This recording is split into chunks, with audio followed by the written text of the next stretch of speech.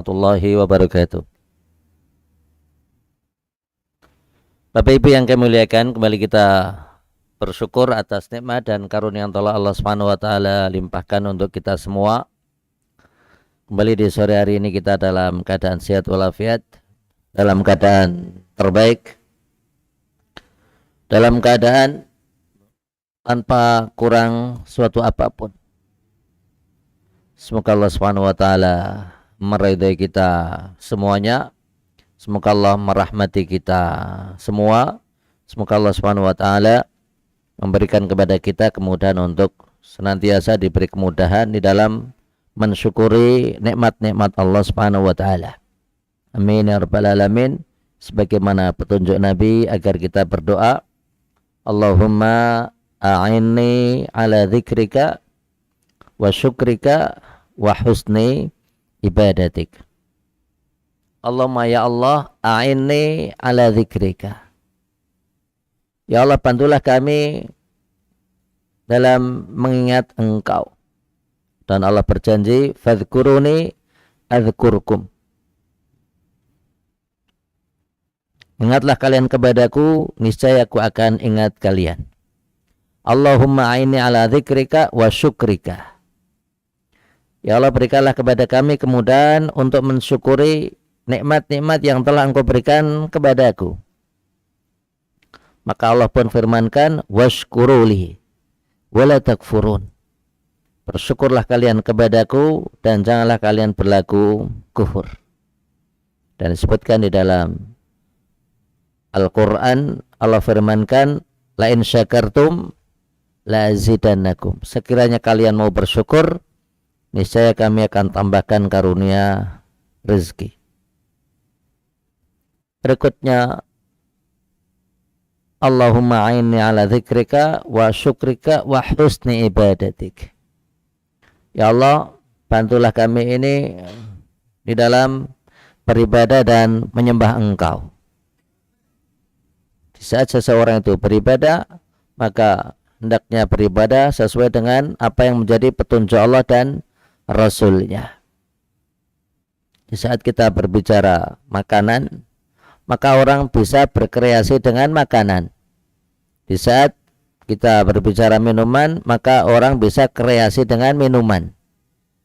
Di saat seseorang kreasi dengan pakaian, maka boleh, asal menutup aurat dan tidak melanggar syariat. Tapi di saat seseorang beribadah, maka tidak boleh seseorang berkreasi di dalam beribadah. Karena sesungguhnya agama ini adalah agama yang sempurna dan Allah firmankan, al-yauma akmaltu lakum dinakum. Bapak Ibu yang kami muliakan, kembali kita mengkaji apa yang terdapat di dalam kitab Ad-Da' wad Dawa. Salah satu di antara yang dibahas oleh Ibnul Qayyim rahimahullah adalah perkara-perkara yang menyebabkan seseorang dilaknat oleh Rasul Shallallahu Alaihi Wasallam. Apa sajakah perkara-perkara, apa sajakah hal-hal yang dengannya seseorang akan mendapatkan laknat dari Rasul Shallallahu Alaihi Wasallam. Dikatakan wanita yang membuat tato dan wanita yang meminta untuk ditato. Wanita yang menyambung rambutnya dan wanita yang minta untuk disambung rambutnya. Wanita yang menghilangkan bulu wajahnya dan wanita yang meminta dihilangkan untuk dihilangkan bulu wajahnya. Serta wanita yang mengikir giginya untuk merenggangkannya. Dan wanita yang meminta giginya dikikir untuk direnggangkan. Maka dikatakan di dalam hadis, la'anallah al-washimatu wal mustaushimatu. Allah melaknat mereka orang-orang yang ditato ataukah minta ditato. Bapak Ibu yang kami muliakan, dulu yang namanya tato itu biasanya ada pada kaum laki-laki. Dia betul Pak. Satu, untuk nakut-nakuti orang. Dua, agar dianggap serem. Ketiga, agar orang minimal minder ataukah ngeper di depannya. Itu dulu Pak. Dan biasa laki-laki yang pakai tato ya jauh dari agama. Dia tidak tahu di saat dia mentato lengannya ular kobra, tidak tahu kalau nanti di saat tua jadi cacing, Pak. Cacing itu tadinya ular kobra. Ya, semakin tua kulitnya mengkerut, mereka yang nato badannya dengan gambar burung elang, begitu tua jadi emprit, Pak. Rasulullah SAW sudah memberikan informasi bahwasanya akan ada orang-orang dan mereka kaum wanita ditato ataukah minta ditato. Sekarang ini tato menjadi tren. Tato itu menjadi apa? Tren. Di saat dahulu kita mengenal tato itu untuk menakut-nakuti, membuat orang itu garang, sangar. Sekarang buatan tato itu untuk tren-trenan. Dan yang menyedihkan, mereka yang suka tato sebagian adalah kaum wanita. Padahal kalau orang sudah ditato itu apa Ibu? Untuk menghilangkan sulit badan, sangat sulit. Bisa menyakiti badan Ibu Pak, di saat mau dihilangkan bisa tersakiti yang namanya kulit. Sallallahu salama. Termasuk yang Allah Subhanahu wa taala laknat adalah kaum wanita yang menyambung rambutnya. Ataukah minta disambung. Dulu Pak, banyak kaum wanita yang jauh dari agama, sehingga pakai apa Ibu? Konde, Pak. Napa konde niku? Jawa niku Pak, konde niku napa? Konde ya konde, Nah, dulu itu ada. Sekarang alhamdulillah dengan perkembangan zaman, justru orang-orang mengenal Islam, yang kemudian sesudah mengenal Islam maka mereka tidak lagi menutupi rambut yang tadinya pendek dibuat panjang. Sekarang tidak, justru mereka menutup semua rambutnya. Yang disitulah Allah Subhanahu wa taala berikan keberkahan dan kenikmatan. Alhamdulillah istri kita, alhamdulillah tetangga kita, alhamdulillah keluarga kita mulai pada menutup aurat dengan baik. Bapak Ibu yang kami muliakan, termasuk di antara yang bisa menyebabkan seseorang itu mendapatkan laknat adalah mereka yang menghilangkan bulu-bulu wajahnya ataukah minta dihilangkan. Ada sebagian orang menghilangkan niki Pak. Gimana bulu wajah? Alis boten Pak? Alis. Alis. Di kerok sedanten. Gimana? Di kerok. Kemudian dikasih pakai sejenis areng atau temennya areng tuh Pak. Gimana? Biar kelihatan rapi. Islam melarang. Bahkan orang-orang Jawa dahulu sering berkata kepada anaknya, no, alismu iki aja dikerok. Kenapa Pak? Engko kowe iki nek alismu dikerok, kowe iki dadi tuyul, weruh tuyul. Jawatan Pak. Jawatan Bu. Orang-orang Jawa itu kalau mengingatkan, jawatan. Dia maksudnya mengingatkan saudaranya. Maksudnya mengingatkan kerabatnya yang biasa ngetok menghilangkan alis. Kemudian anak kecil ini menjadi umpan. Dia betul tak? Kue sesuk nek gede aja ngerok alismu. Napa Pak De? Napa ya Lek? Kowe nek ngerok alismu engko iso weruh tuyul. Weruh napa? Tuyul betul Pak. Subhanallah. Tapi yang kami muliakan, Allah Subhanahu wa taala fa'alu lima yurid. Allah Subhanahu wa taala telah menjadikan manusia itu sempurna. Allahumma hasin khuluqi kama hasanta khalqi. Ya Allah, perbaikilah akhlakku sebagaimana engkau telah menyempurnakan penciptaanmu. Jawatan kepadaku. Jawatan Bapak Ibu. Subhanallah. Jadi perempuan tanpa ditato justru malah mulia. Perempuan tanpa dikerok alisnya justru tambah mulia. Perempuan tanpa banyak melakukan perubahan ini dan itu justru dia tambah cantik. Jawatan fitrah. Berikutnya, di antara mereka orang-orang yang mendapatkan janji akan mendapatkan laknat dari Rasul sallallahu alaihi wasallam adalah para pemakan riba.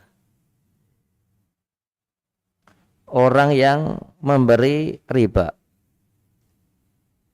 Para pencatatnya dan orang yang menjadi saksinya. Kedua, saksinya.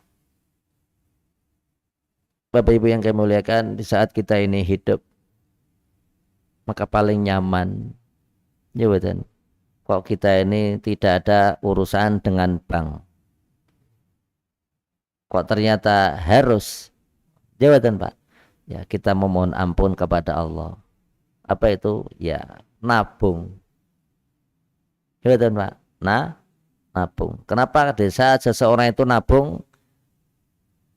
Karena dia akan merasa nyaman dan merasa aman dibanding uang itu ditaruh di rumah. Jawatan istighfar. Tapi yang problem adalah di saat seseorang itu Bapak Ibu minjem ke bank, minjem uang ke bank, dan orang di zaman jahiliyah mereka juga melakukan praktek riba. Tapi di saat kita memberikan perbandingan, riba di zaman dahulu itu lebih mending dibanding riba di zaman sekarang. Sama-sama minjam. Terus pundi? Di zaman dahulu jika seseorang itu minta atau minjam uang 1 juta. 1 juta. Kapan dia minjem? 1 Maret. 1 Maret.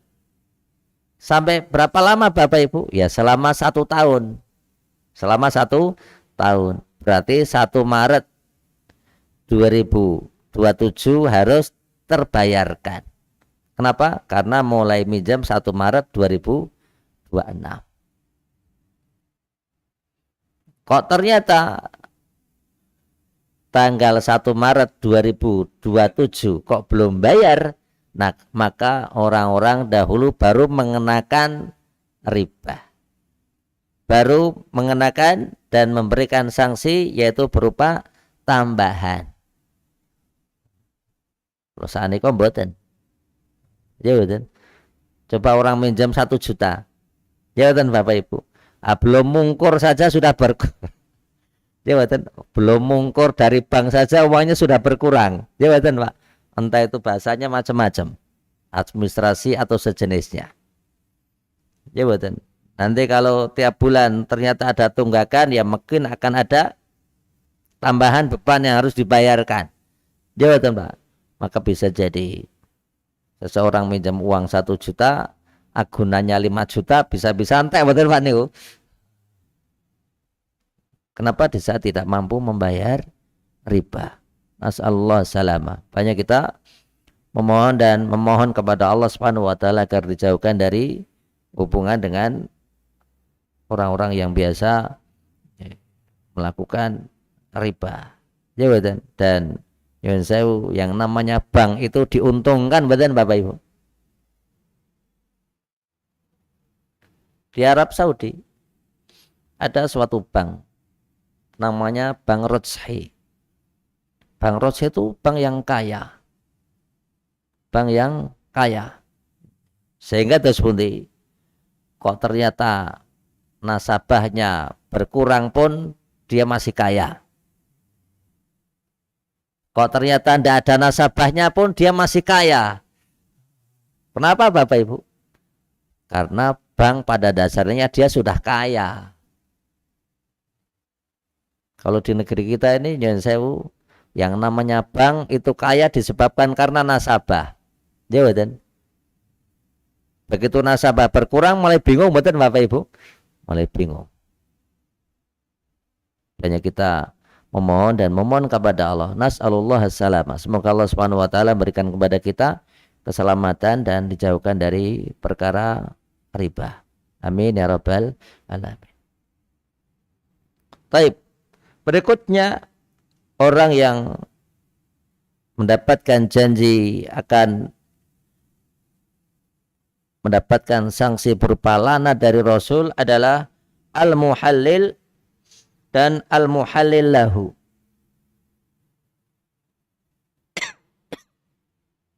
Bapak Ibu yang kami muliakan, di saat seseorang itu berumah tangga, maka bisa jadi terjadi perceraian. Maka orang begitu cerai pertama boleh untuk rujuk. Orang kok cerai pertama maka boleh kembali dengan suaminya tanpa adanya akad baru.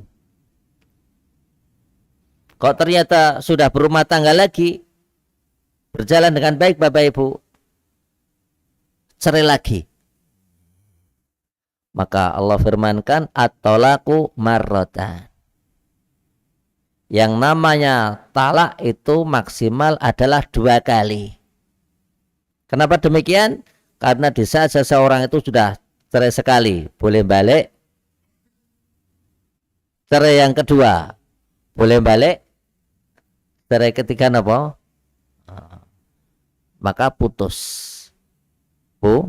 Putus. Tidak boleh apa? Tidak boleh balik. Kalau sudah cerai 3 kali, maka tidak boleh balik. Sampai kapan Bapak Ibu? Sampai perempuan ini begitu sudah selesai iddahnya, maka dia nikah dengan laki-laki lain. Begitu sudah cerai Bapak Ibu, kok ternyata tidak ada kesepakatan untuk kembali, sulit untuk kembali, dan perempuan ini akhirnya dia menjadi seorang yang boleh dinikahi. Sama siapa? Sama laki-laki yang pernah nikah di pertama. Paham Bapak Ibu? Dan ini harus alami. Harus apa? Alami. Yang tidak boleh apa? Yang tidak boleh adalah muhalil. Apa itu muhalil? Laki-laki yang memang datang dalam rangka untuk dijadikan sebagai penghalal. Seperti penghalal. Ini laki perempuan. Ya betul. Cerai pertama. Ya betul. Cerai kedua. Cerai ketiga. Kemudian laki-laki ini berkata kepada temannya. Berkata pada temannya. Kamu nikahi itu, mantan saya itu loh. Nanti kalau sudah akad ya, kamu tidak usah kamu apa-apakan. Nanti kamu cerai, sesudah itu saya mau akan nikahi dia lagi. Paham Bapak Ibu? Ini namanya orang yang muhalil. Muhalil. Yang boleh adalah terus putih laki perempuan, ya betul. Cerai pertama boleh, balik boleh. Cerai kedua boleh balik, boleh. Cerai ketiga, nah, maka begitu cerai ketiga putus. Sampai perempuan ini nikah sama laki-laki lain, kemudian dia melakukan hubungan suami istri. Kok kemudian terjadi perceraian, maka bolehlah, kemudian bolehlah laki-laki ini rujuk kembali. Rujuk kembali dengan perempuan tersebut. Baik. Berikutnya, di antara orang yang mendapatkan ancaman meraih laknat dari Rasul adalah para pencuri. Pencuri. Pencuri itu apa, Ibu? Pencuri itu adalah orang yang mengambil harta orang lain dalam genggamannya, dalam pengawasannya. Ya betul. Dalam apa? Pengawasannya. Contoh, seseorang punya emas, ditaruh di almari. Ya betul. Almari itu dikunci. Kamarnya dikunci. Rumahnya dikunci. Tinggal pergi.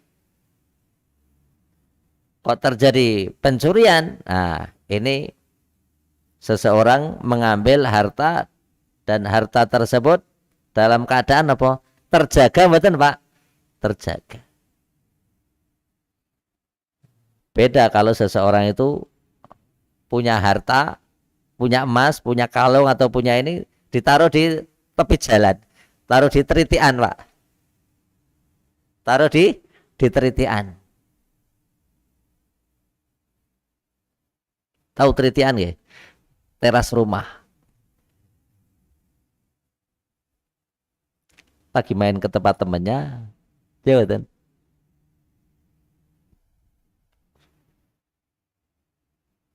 Sohibul bait yang punya rumah belum buka. Sementara di depannya adalah jalan umum. Ada emas keleleran, ada di teras rumah, dan di situ lalu lalang banyak orang. Orang kok ngambil, dikantongi. Pencuri mboten, Pak. Ane ku nemu. Dia mboten. Karena harta tersebut bukan, tidak di bawah apa? Pengawasannya. Tidak di bawah pengawasannya dan tidak terjaga. Tidak terjaga, sehingga begitu ada seseorang yang memakai gelang, Mbak kuwi gelangku ya, itu kalungku ya, ora iki tekku, jenengan angsal teng putih nemu teng tritian, bilangnya napa? Nemu di tritian, jawatan Pak, tidak mencuri, jawatan Pak, tidak mencuri. Kenapa? Karena kalau mencuri itu mengambil sesuatu dengan sembunyi-sembunyi dan harta tersebut terjaga. Nah, orang yang korupsi, Pak, orang korupsi itu terus seperti ini, termasuk pencuri, betul Pak? Pencuri. Sekalipun di antara mereka, jika dibandingkan dengan orang-orang yang nyolong pitik ini masih kajen wong sing nyolong pitik. Kenapa Bapak Ibu? Karena orang yang mencuri ayam itu kok kesut kamera, ya kan, kesut video, dia buru-buru ngambil tisu, ataukah kalau enggak pakai pecinya, kalau enggak pakai topinya, kalau enggak pakai tangannya, ya kan, menutupi. Jangan sampai kena shoot kamera, kena shoot video. Kenapa? Dia melakukan pencurian. Coba aja lihat mereka yang ketangkep KPK kemudian pakai baju oranye, Pak. Di saat mereka kena shoot video, Malah dada mboten Pak. Kadang dada. Kalau nggak dada napa? Guyang-guyu mesam-mesem. Ditanya wartawan, saya nggak tahu. Khilaf. Dia mboten. Rasul menyebutkan inna awwala ma adrakan nas min kalamin nubuwatil ula idza lam tastahi fasna ma syi'ta. Sesungguhnya hal perkara yang didengar oleh umat-umat terdahulu dari nabi mereka adalah jika Anda tidak malu maka berbuatlah semau Anda. Maka seorang muslim di dalam kehidupan ini harus menjaga kehormatannya. Makanya pemilik perusahaan seringkali berkata kepada anak buahnya, ojo do nyolong, kowe nek pengen ngomong wae, nggih mboten Pak, nek pengen ya nembung tak wae, nggih mboten Pak. Tapi berikutnya, di antara mereka yang mendapatkan ancaman memperoleh laknat dari Rasulullah SAW adalah peminum khamr, orang yang menuangkannya, orang yang memeras, ataukah orang yang meminta khamr agar diperas. Penjualnya, pembelinya, dan orang yang memakan hasil penjualnya, yang ngangkat dan yang ngangkut. Insyaallah. Ada disebutkan di antara dosa besar adalah mudminu al-khamri. Mudminul khamri itu adalah orang yang punya kebiasaan candu khamr. Yang saya Bapak Ibu, orang yang kecanduan narkoba, orang yang kecanduan khamr, sulit sembuh mboten Bapak Ibu? Sulit sembuh. Kenapa? Karena khamr adalah ummul khaba'ith. Yang namanya khamr itu adalah induk, ibunya orang yang melakukan dosa.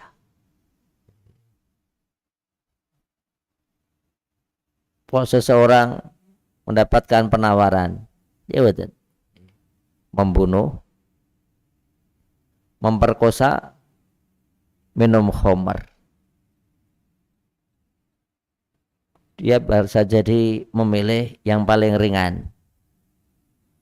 Apa? Minum khamr. Membunuh dosa besar, berzina dosa besar, tak yang paling kecil saja. Apa itu? Minum khamr. Begitu minum khamr, maka dia pun memperkosa orang, berzina. Kenapa? Akalnya enggak sehat, akalnya tidak waras. Begitu dia sudah melakukan hubungan suami istri, berzina, dia khawatir ketahuan.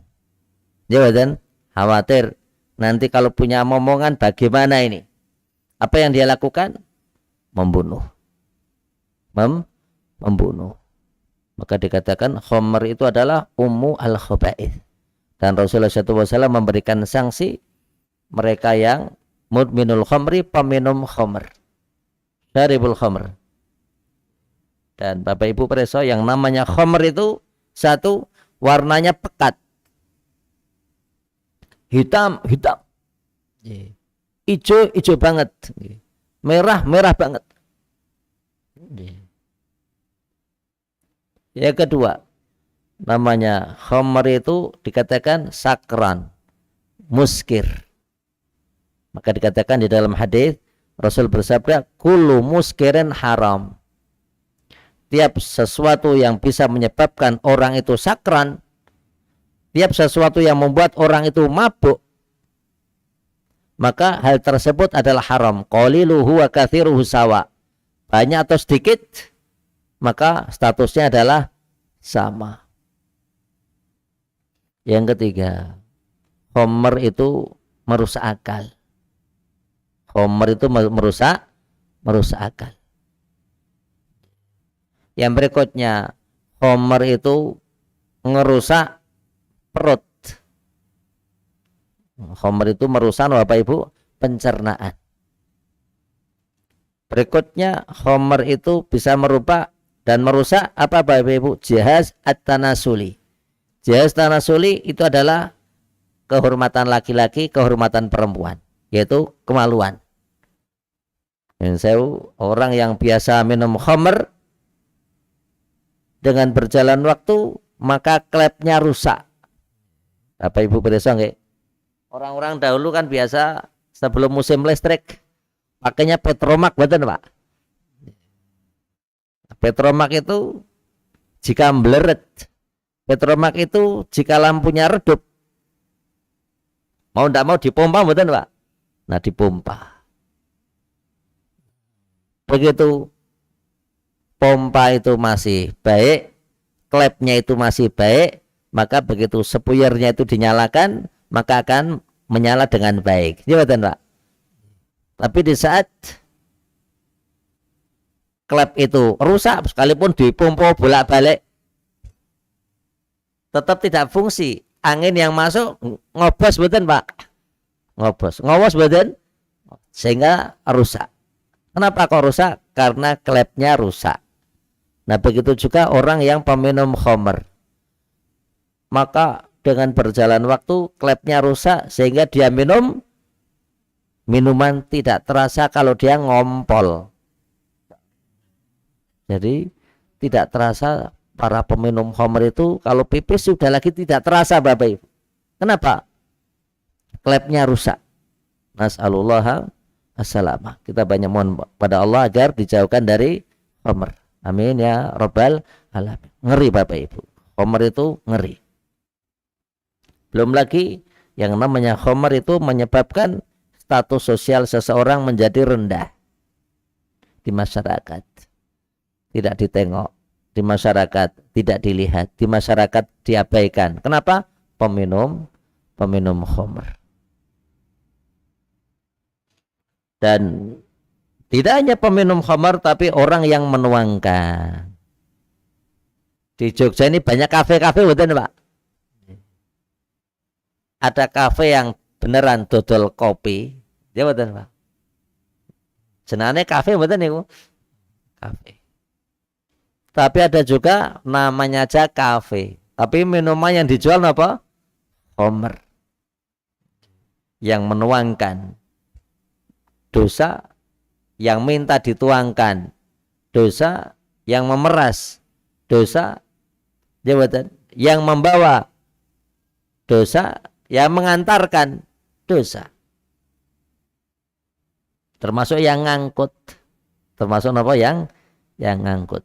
Dan beberapa waktu yang lewat Jogja ini tren terkenal apa Pak? Hotel 23 apa? Ya Mas. Jabatan. Wah, itu bahaya betul Bapak Ibu. Bahaya. Alhamdulillah masyarakat Jogja dengan cepat dan tegas. Jabatan. Dan orang-orang tua pun antisipasi. Alhamdulillah. Sempat juga akan dibangun sana itu di dekat Sleman Bapak Ibu. Jabatan. Alhamdulillah ada tindakan dari masyarakat, penolakan dari masyarakat, kemudian batal, betul nggak Pak? Batal. Dan khamr itu membuat rusaknya negeri. Kenapa? Di saat anak mudanya itu rusak, maka negeri mudah rapuh. Baik. Di antara orang yang menjadi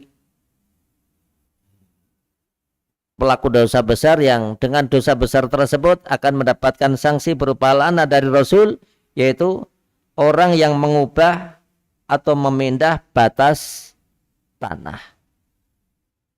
Disebutkan di dalam hadis, la'anallah man ghayyara manaral ard. Allah akan melaknat siapa saja yang memindahkan batas tanah. Bapak Ibu yang kami muliakan, batas tanah itu kalau dari pihak pemerintah cetha mboten Pak, ada instansi khusus ya betul nih Pak yang biasa ngurusi agraria nih kok napa jenenge pun Pak. Oh Mas, ada kantornya ya betul. Pokoknya tiap wilayah mesti ada, tiap wilayah mesti ada. Disitulah mereka di saat mengurus tanah yang akan dijual, mengurus tanah yang akan dibeli, ya betul Pak. Memastikan patok tanah di mana jangan sampai berubah. Subhanallah. Rasul melaknat siapa saja yang merubah batas tanah. Batas tanah. Kotak nih Pak. Saya lagi dikit, ya betul. Kadang di ujung tanah yang memang di situ menjadi batasannya. Kadang di sawah, kadang di pekarangan. Sehingga orang di saat mau beli tanah, Pak luasan tanah ini berapa? Oh itu 350 meter. 350 meter. Begitu diukur, oh kok ternyata pinten Bapak Ibu? 340. Berkurang 10 meter betul Pak? Berkurang 10 meter. Ada catatannya betul di agraria. Ada catatannya. Oh, ini terjadi perubahan. Coba diukur ulang. Ya betul. Diukur ulang, oh ternyata terjadi penggeseran. Nah, orang yang geser tanah, orang yang geser batas tanah itu mendapatkan laknat. Bisa jadi yang namanya seseorang itu punya tanah 2.500 meter. Ditinggal transmigrasi. Ditinggal apa? Transmigrasi. Begitu pulang, ya betul. Karena orang tuanya meninggal. Disitulah bagi waris. Bagi apa? Waris. Si fulan, orang-orang Jawa dahulu kan punya banyak tanah ombo, Pak. Ya betul. Ada yang 5.000, ada yang 7.000, ada yang 8.000, ada yang 10.000, ya betul.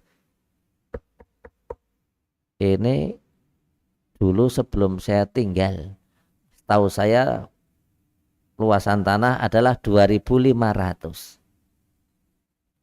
Begitu ditinggal ke Sumatera 50 tahun, balik sudah berkurang betul Pak? Nek bertambah jarang, nek berkurang sering. Kenapa? Karena kadang yang namanya orang pengen ngambil tanah dengan pelan-pelan. Coba kalau tiap musim, ya betul Pak. Setahun 3 kali musim. Setahun 3 kali musim. Nah, sekali musim ngambil 1 jengkal Pak. 1 jengkal, 1 jengkal, ya betul Pak. Nanti bisa jadi orang Jawa menyebut galengan. Pematang sawahnya dirubah, ya betul. Bisa dibayangkan Bapak Ibu, nah, tiap kali musim ngambil 1 jengkal. 1 jengkal itu pinten Pak Warti? Kurang lebih nggih 23 cm. Ya betul Pak. Ya betul. Kalikan saja. Selama sekian tahun 50, oh entek betul itu. Ya betul. Sehingga kadang batasannya ngeten. Mestinya lurus dan dibelok. Ya betul. Subhanallah.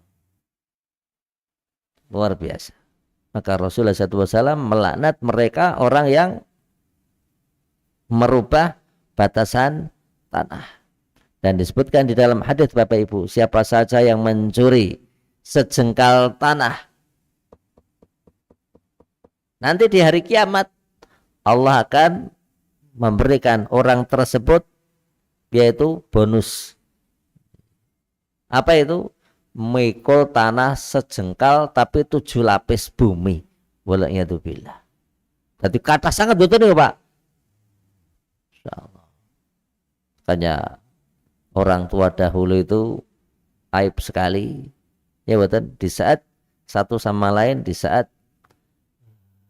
sudah dibagi tanah kok kemudian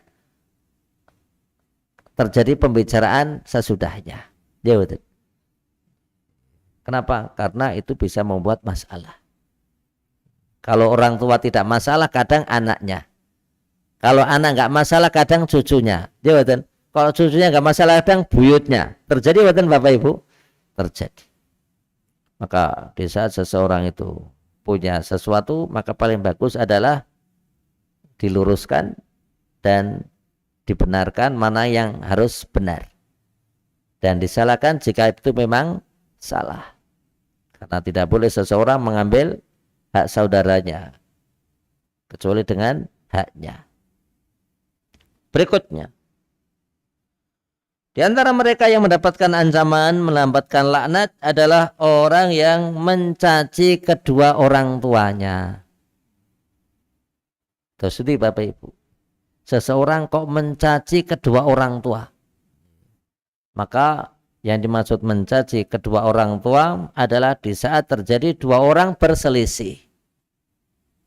Yang satu ngelek-elek ibunya dan bapaknya, dan yang satu lagi membalas dan membalas. Maka disitulah orang yang bakalan mendapatkan laknat dari Rasul Shallallahu Alaihi Wasallam. Berikutnya di antara hal yang menjadi dosa besar adalah orang yang menjadikan makhluk hidup yang memiliki ruh dijadikan sebagai sasaran tembak. Sasaran tembak dalam menembak. Sasaran panah di saat seseorang itu memanah. Tidak boleh kita jengkel dengan tikus yang selama ini ganggu rumah. Begitu tikus itu ketangkep, kena lem, jawatan, kemudian ditaruh di tembok, kotak, jawatan, bulutan, jawatan Pak. Bulutan pertama biru, jawatan Pak. Bulutan berikutnya kuning, nah, bulutan terakhir merah atau hitam, jawatan.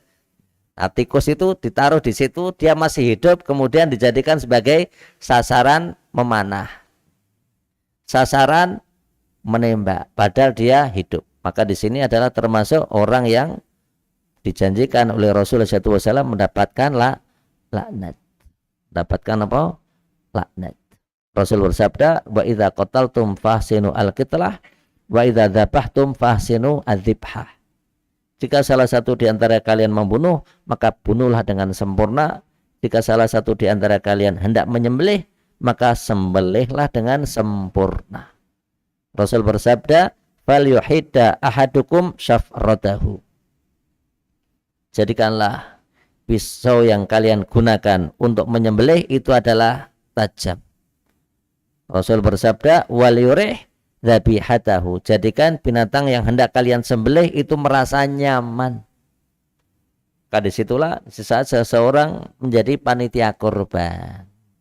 Apa itu Bapak Ibu? Sebelum binatang itu disembelih, kalau memang lapar ya dikasih makan. Sekiranya haus ya dikasih minuman.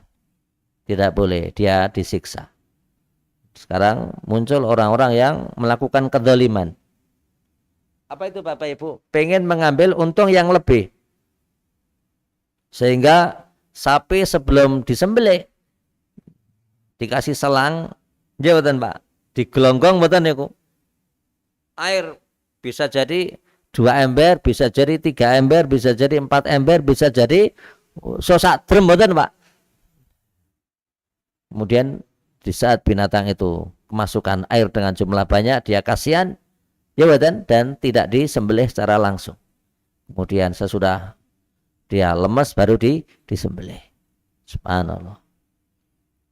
Mudah diketahui Bapak Ibu, jika kita mau beli daging di pasar, daging ini bagus atau tidak bagus. Kadang bisa diketahui Pak, bisa diketahui. Oh, ini daging segar kok, airnya netes-netes. Oh, kemungkinan besar sapi ini sebelum disembelih digelonggong digelonggong. Maka dosa. Menyakiti binatang adalah dosa. Berikutnya, di antara dosa besar adalah mereka yang bertingkah, padahal laki-laki, bertingkah seperti perempuan, dan perempuan yang bertingkah seperti laki-laki. Kalau pas Bapak Ibu tindak Solo, ngelewati mboten nih Pak, orang-orang yang menjadikan fitrahnya beda, jawatan padahal laki-laki, macae perempuan. Kadang kalau orang nggak ngerti, jawatan Pak, dikiranya perempuan beneran betul Pak. Oh ya, insyaallah. Dikiranya perempuan beneran. Ternyata dia hanya memakai atribut. Makin apa? Atribut. Ini nek kon melayu nggih banter betul Pak. Nek umpamane kon volley nggih nyemes banter betul nih. Oh, yang pada dasarnya adalah laki-laki kok. Maka Rasulullah SAW melaknat bagi kaum laki-laki yang menyerupai perempuan dan sebaliknya. Dan sebaliknya. Kalau orang Jawa dulu bilangnya banci. Ya dan kalau lawan katanya banci no Pak, wandu. Ya dan wandu. Kalau bahasa Indonesia ini pun apa Pak? Waria. Oke. Waria. Waria itu kan laki-laki macak perempuan. Ya dan waria. Anak yang perempuan macak laki-laki no. Ya betul ya, banci itu, banci atau waria. Berikutnya, di antara dosa besar adalah orang yang menyembelih binatang yang ditujukan bukan karena Allah Subhanahu wa taala. Padahal Allah firmankan fasholli li rabbika wanhar. Sembelihlah binatang hanya untuk Allah dan salatlah untuk Allah. Fasholli li rabbik. Salatlah Anda untuk Allah dan berkorbanlah untuk Allah.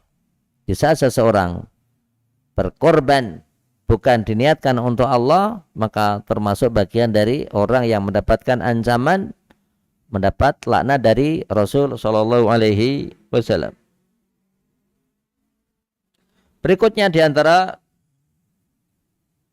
orang yang bakalan mendapatkan sanksi besar yaitu laknat dari Rasul Shallallahu Alaihi Wasallam, yaitu orang yang melindungi pelaku kejahatan. Orang yang melindungi pelaku kejahatan ataukah pelaku kejahatan tersendiri. Jadi orang yang melakukan kejahatan itu adalah dosa besar, dan orang yang melindungi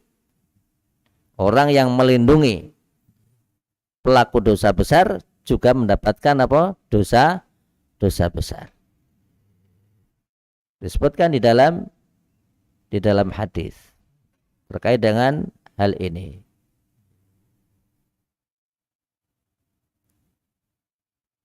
Di saat kita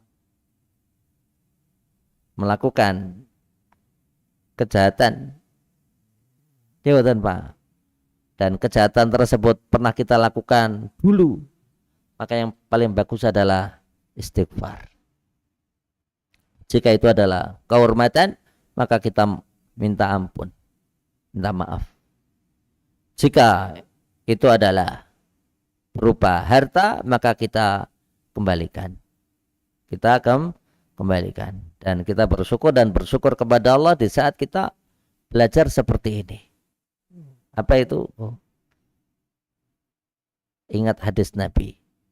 Siapa saja yang bersaksi bahwasanya tidak ada zat yang berhak disembah kecuali Allah, Muhammad adalah utusan Allah, dia menunaikan salat, dia menunaikan zakat, dia puasa Ramadan, ya betul, faqad asama minni dima'ahum wa amwalahum, maka harta saudara kita itu terjaga, kehormatannya juga terjaga, illa bihaqil Islam, kecuali dengan hak Islam. Apa itu? Ya kalau dia mencuri, ada konsekuensinya, dipotongnya tangan. Kalau dia berzina, ada hukumannya juga. Kalau dia membunuh, maka hukuman juga. Maka Islam adalah agama yang menjaga kehormatan. Islam adalah agama yang menjaga harta seseorang, menjaga kemuliaan jiwa seseorang. Dan pernah kita bahas 5 hal yang harus dijaga oleh seorang muslim. 1, menjaga agama, hifdzuddin. Yang kedua, hifdzun nafs, menjaga jiwa. Yang ketiga adalah hifdzu al-ird, menjaga kehormatan. Yang berikutnya hifdzul mal, menjaga harta. Yang terakhir adalah hifdzun nasab, menjaga nasab.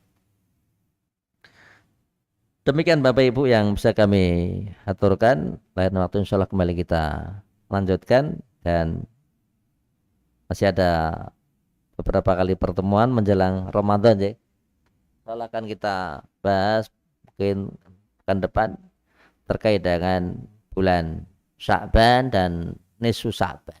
Nisfu Sya'ban, siapakah orang yang pertama kali melakukan acara ritual nisfu Sya'ban, insya Allah akan kita bahas. Kemudian kita akan bahas Ramadan dan hal-hal seputar hukum puasa Ramadan. Maturun atas segala perhatiannya. Naktafi bihadzal qadar. Subhanakallahumma bihamdika asyhadu an la ilaha illa anta astaghfiruka wa atubu ilaik. Assalamualaikum warahmatullahi wabarakatuh.